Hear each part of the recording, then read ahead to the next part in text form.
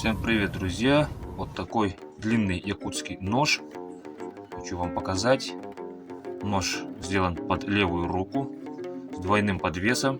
Как его правильно носить, мы вам чуть попозже покажем. А сейчас давайте посмотрим на сам нож. Кожаные ножны. Сынгахтах. Такое вот ложе у него. Длина клинка 19,5 сантиметров. Ширина 21 миллиметр. И толщина обуха 5. Клинок изготовил Алексей Климовский. Видно его клеймо на обухе.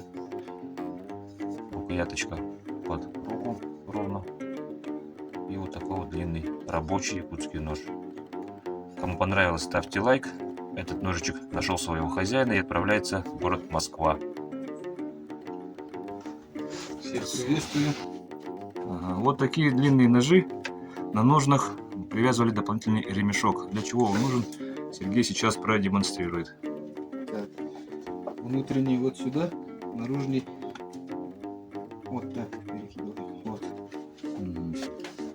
Этим ремешком ножны фиксируются к бедру для удобства носки, чтобы нож не болтался. Так как нож длинный, он будет мешаться. А когда ты его привязал к бедру, он у тебя с ногой вместе.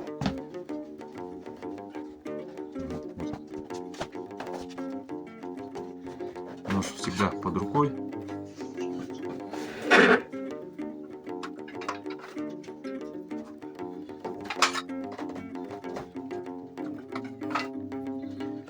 И все. Вот в таком вот рабочем положении. А если, смотри, веревку сейчас по-другому привяжу, да? Вот так, допустим, если, то тогда он будет вот так болтаться. Да, что не есть хорошо. Поэтому вот так правильно будет. Тогда он не болтается. Вот так вот. Можно вот, да, вот к поясу вот таким вот образом. Так, можно. Либо таким же образом со стороны, ну, со спины получается тоже. Чтобы можно было нож доставать из-за спины. Да. Так, Вот. так, когда разделываешь, там так удобно. Нож под рукой всегда. Да.